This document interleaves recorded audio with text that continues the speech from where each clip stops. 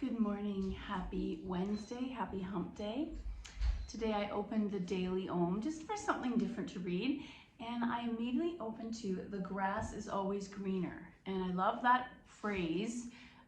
It's funny, we don't say the snow is always shorter. We use this optimistic phrase to talk about how sometimes what we already have is actually enough.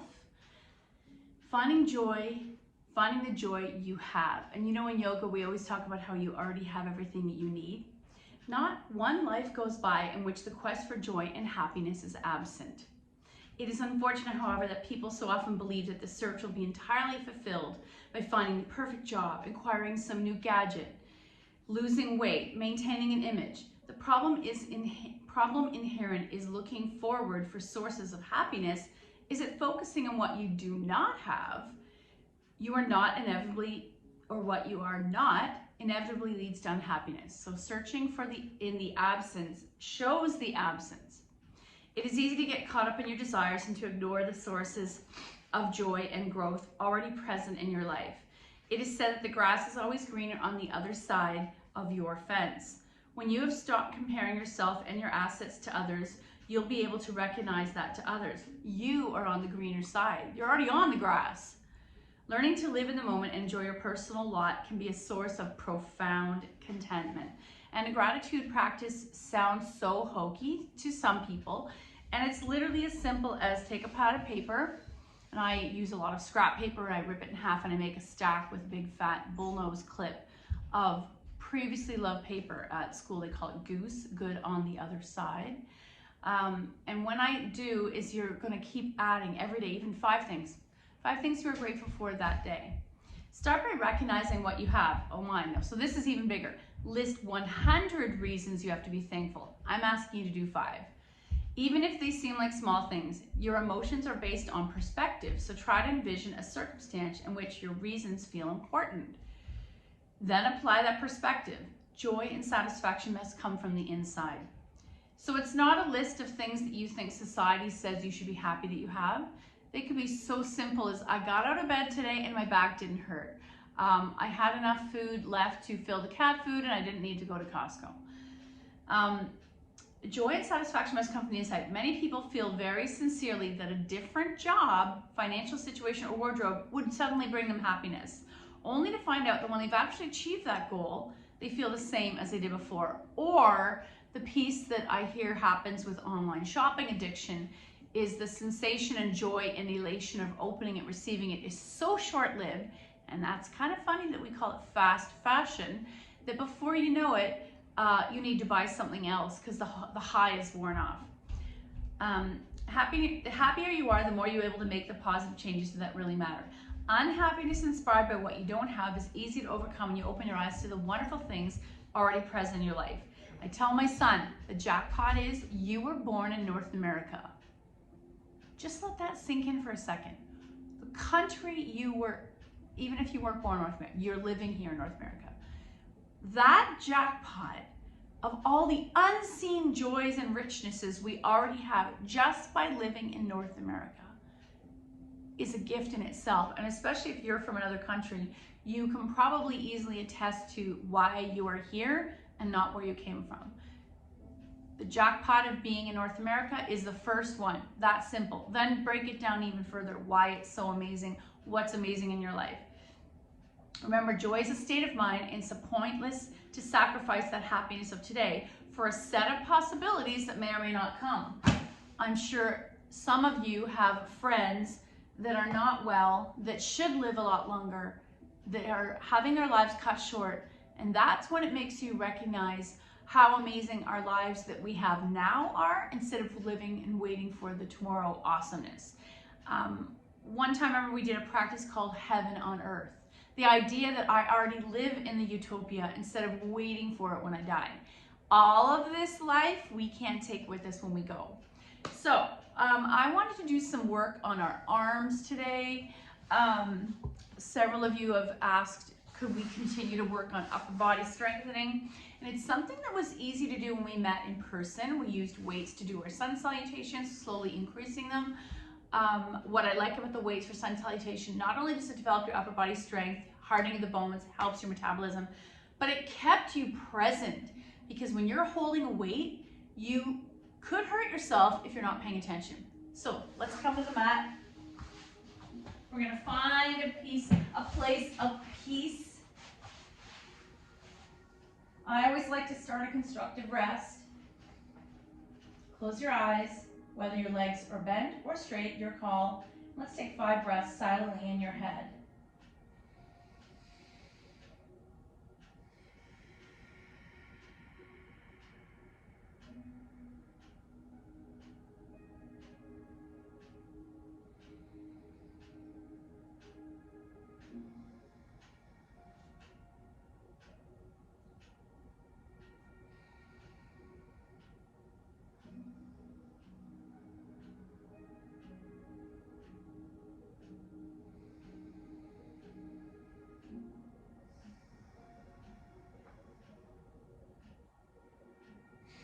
And last, final big breath round. Hold it at the top. Inhale. Exhale, slide your legs straight, arms stretch overhead, lengthen, stretch like you're just waking up, and then release. One more time, toes point, arms reach, and release. Now let your legs go a little wide, wider than the mat, and the arms overhead wide so your body is a big X. Can you stretch in all 4 opposite directions? Stretch, stretch, stretch, stretch. I'm stretching my fingers, my toes, clench your bum. And then release. One more time.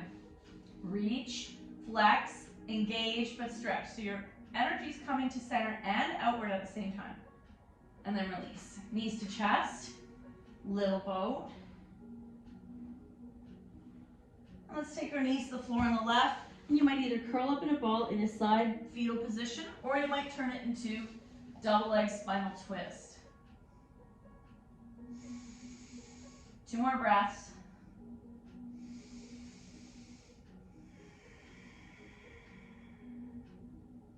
And center, little boat, or egg beaters.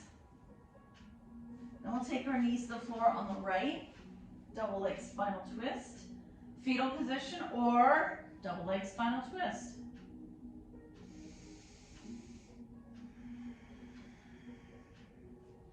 We call it a practice because each day we do these poses, our body calls for a different experience. Today, maybe your hips are tight, so you're focusing on that. Maybe your lower back is sore, shoulders. In other kinds of activities, there's usually a rote practicum, there's belts, there's gratings, there's achieving, trying to achieve the perfect version of it, back to center, little boat. With yoga, there is no grading, there is no benchmark. Each variation is within your own body. Each moment, each time you practice is different. I'm going to take the knees wide for a moment, hold the knees. Let the ankles dangle.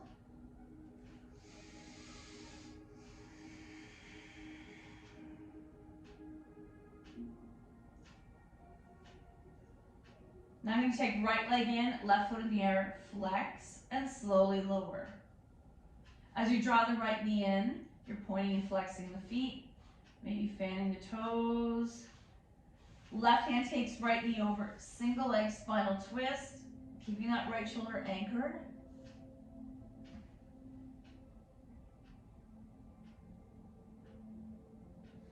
Back to center, little boat. Left leg in, right foot in the air, point and flex, and lower all the way down. Right hand takes left knee over, single leg spinal twist.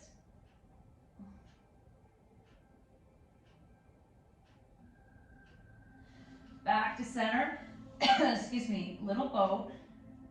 This time drop the feet, and I want to do our hip stretch that uses a block. You might use a fat pillow, you might use a folded blanket, a stack of books.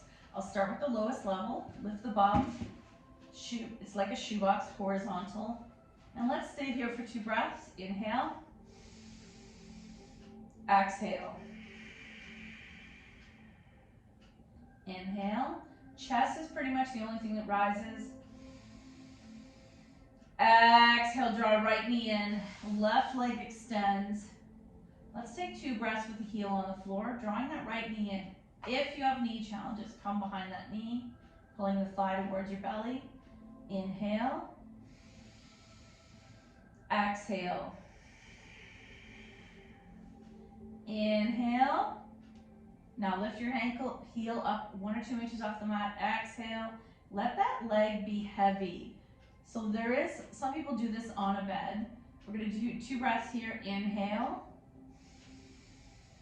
Exhale. If this hurts your lower back, come back to supported bridge. Inhale.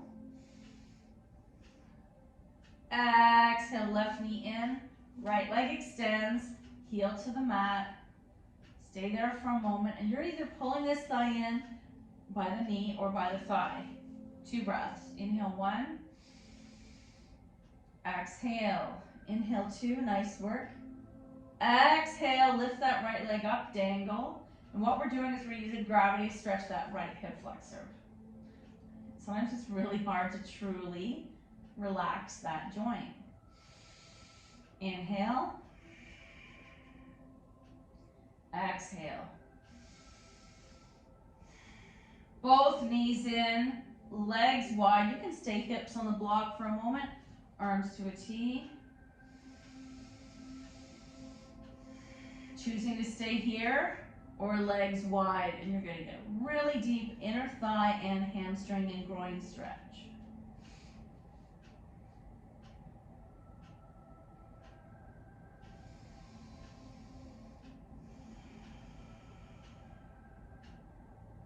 And maybe while you're here, you can point and flex, fan out your toes, make fists with your feet.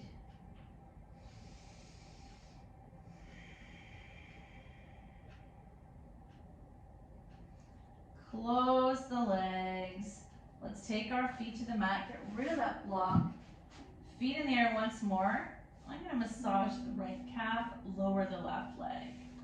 Massage that hamstring, point and flex. And then take the strap to the ball of the right foot. And just gently start to stir that leg one direction and the other.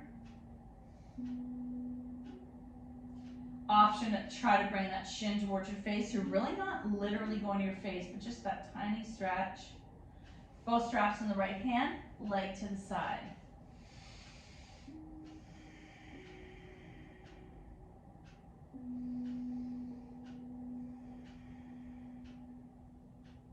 Back to the sky, strap in the left hand, and take it all the way over so you get a bit of a twist, and you're helping the IT band. Get rid of your strap, little bow. Point and flex, feet in the air once more. Roll out the ankles, right leg's gonna lower out of the way, and maybe give that right hip a massage. Squeeze and release this beautiful left leg.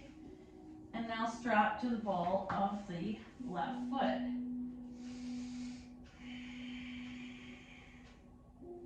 An option to try to bring that shin to your face, tiny hamstring calf stretch. Let's take both straps in the left hand, leg out to the side, right arm to a T.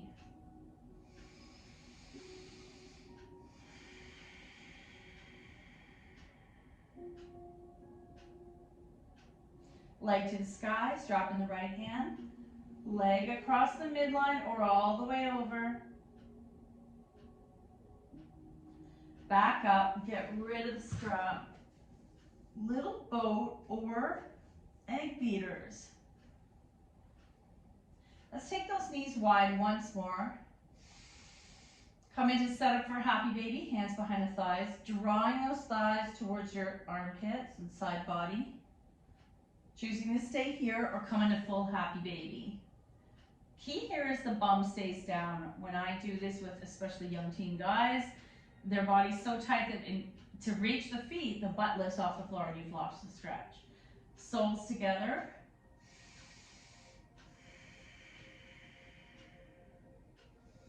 Let's do 2 more breaths here. So I'm pressing the lower back and tailbone down, drawing the feet towards me, knees press away. Could be very tight in your body.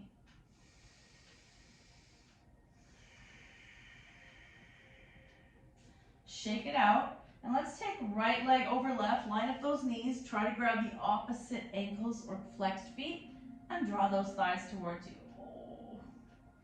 Similar legs as if we were doing Gomukhasa or cow face, upright. And shake it out, other side. Left over right, let up the thighs and the knees. Try to grab the opposite ankles or blades of the feet and draw those thighs towards you.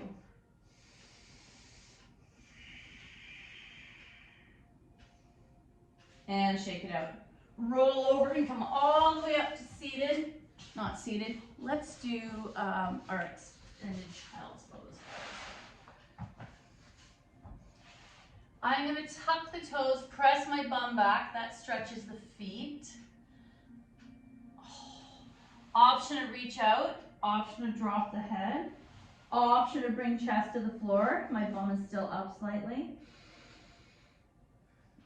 I could take my knees wider, untuck the feet, and bring the chest even closer to the floor.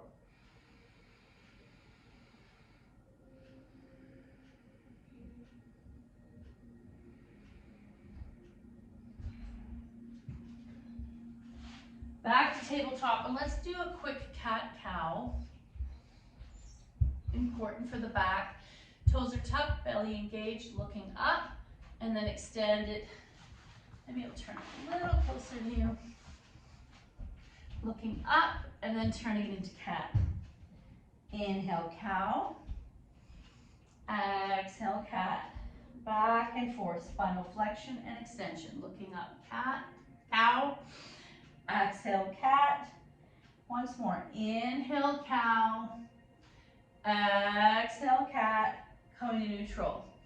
Let's take our left arm out to a T. And very slowly, we're opening the chest to look at possibly stacking. Hand spread. My hand is spread. I'm looking up at that hand so the eye muscles get a stretch. And then come all the way back down, thread the needle. You might keep your right arm tented, bent at a right angle, or you might bring that right arm in the sky, depending on your spine, shoulder mobility. Undo, extended child's pose.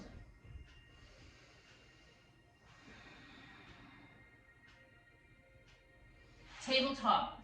Let's do the other side. Right arm to a T, open. You're staring at the hand as you try to stack. Right arm threads behind the left arm. Left arm stays here or open. Undo, extended child's pose.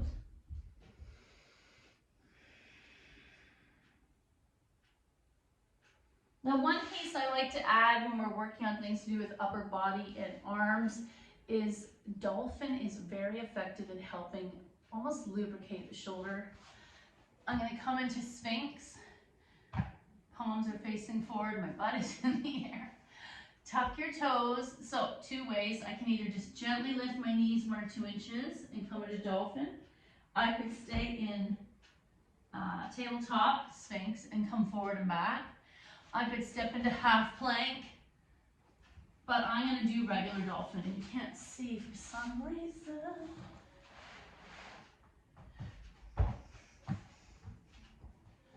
Tuck, palms root down, forearms root down, you're staying the width of your shoulders.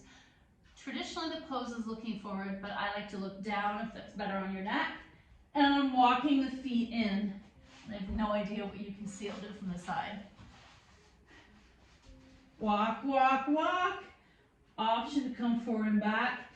And some of that, being able to access that pose, is linked to tension, not just in your shoulders, hamstrings, lower back, calves, hips. So all those pieces may prohibit, remember our flesh cat suit, we're always trying to stretch out the whole flesh cat suit so we can sit in stillness or have a liberated life.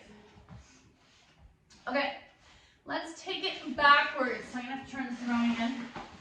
Reverse tabletop I love because it's using my arm strength, my leg strength, but ultimately with stacked bones.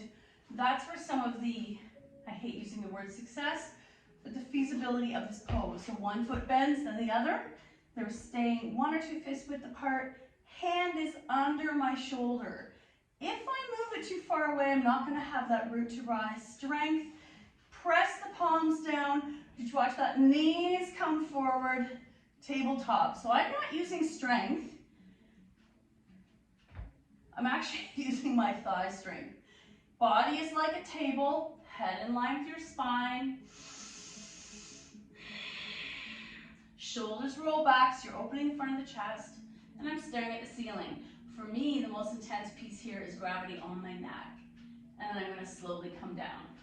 Undo and come into Dandasana staff pose for a moment. Maybe shake out your wrists. A lot of you have told me that you struggle with wrist strength, and I think a lot of it comes from us not being practicing in person, holding planks, doing handstands, all the kind of more weight-bearing things we used to do in our wrists. So let's quickly do this before we do the next one. Hands are facing forward, turn them like you're turning 2 dials. If you're able to bring the hands back, oh my gosh, and lean down. The key here is rooting down the base of the palm, where the wrist is, root that down, and then I lean back. And shake it out. A variation of that is this, this, this, this. Now the other piece my massage therapist always warns me is we always stretch like this. We don't stretch this hard. So especially if you use a phone and small technology, like you're gonna make a fist, and make the fist come towards you like it's a puppet talking. Fist come towards you, fist come towards you. Oh. And that for me is super tight right there, and that's from fine motor technology. Just realized I left my Fitbit off. I'll sidetrack for a moment. The Fitbit is good if you want to force yourself to get off the couch and start moving more. The competitive piece inside human nature comes out when you set a goal for yourself and you don't hit it every day. It makes you realize, what can I do to get my steps in? Years ago, a Japanese study set it that 10,000 steps was the optimal number that the people who lived the longest had acquired, whether it's through their job or actual exercise or whatever. The other day, a couple months ago, they did revise it. You could get away with 7,000 steps. I love the 10,000 because it does encourage you to be competitive with yourself and move more. When it was COVID in winter, I did dancing a lot to YouTubes in my studio here, and that was how I also got the steps in. It doesn't have to be walking. Okay, notice I distracted you. Just so that we could come back to the pose that I think most people despise. I'm going to take one hand behind me, one hand behind me. Instead of bent legs like we did in reverse table, now it's reverse plank. This to me is harder because you're hoisting your pelvis, one of the heaviest parts of the body, one of the densest bones out of the body. Heels root down, feet are 1 fist width apart, maybe 2. Palms root down. Lift that pelvis, shoulders back, head in line with the spine. And my feet are sort of pointed. Inhale 1, exhale, inhale 2, exhale, come all the way down. That is something you could do on the edge of stairs. Some people do push-ups, like a backward push-up. I don't think that's awesome for your shoulder. But the reverse plank, I'm not doing anything wonky. I'm lifting, engaging, and holding. If you're interested, you can do that. I feel like it's a little more intense than a regular plank. Coming to tabletop, step back, high plank. This to me feels a little easier, but definitely good if you want more weight bearing on the wrists. I don't like the half plank that you often see gyms always doing. To me, wow, you can do that. I feel it way more in my core than in my arms. Coming up into tabletop, tuck your toes, and let's come into a forward fold from, actually you're still in a forward fold. What I want you to feel is that sensation of as if you were going to go into handstand. So palms are pressed down, shift your weight forward on my tippy toes, and come back out. I feel safe because I know my tippy toes are still on the floor. Tippy toe, shift forward, and I feel the core turn on. I'm not coming into handstand or bakasana. I'm going to shift one more time. Shift, and come back out. Knees down, and you may choose an extended child's pose. You may choose, maybe you think a downward dog is relaxing. We're going to do a variation of that again. So, toes are tucked. Arms are under the, hands are under the shoulders. The base and the strength of the sport is here. Think of the pillars of a fancy condominium. Tuck your toes and lift your knees. I'm not doing anything else. My knees are up, oh, and then come back down. I'm not going in a full dog. I just want you to wake up those arms and wrists. Palms root, belly engage. Shift my weight and come back down. I'm gonna do it one more time. Press the palms down, engage the core, lift, just the knees are slightly bent, shift the weight into those hands, and come on out. Undo, extended child's pose.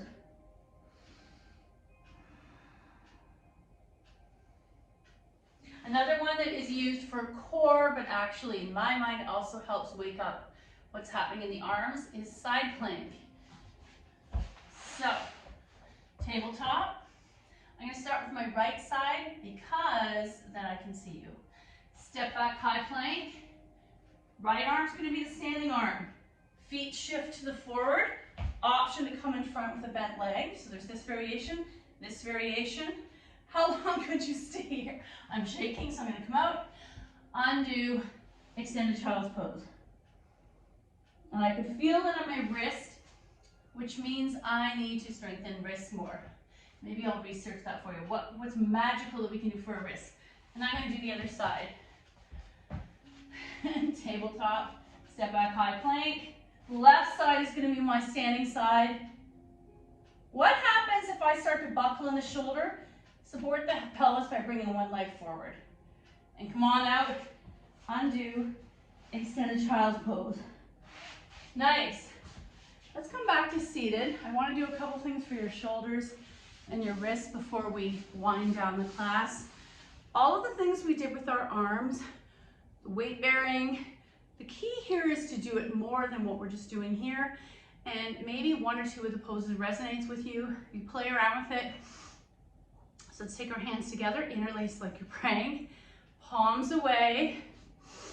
So I might start low, shoulder height, and depending on your mobility is only high as you're gonna rise as it feels good in your body. Everyone's different. Palms press out, shoulder height. And if you're incapable of this, it could be wrist or elbow, maybe just do this stretch. And side to side and release. Left ear, left shoulder, center. Right ear, right shoulder. Oh, my neck is so tight.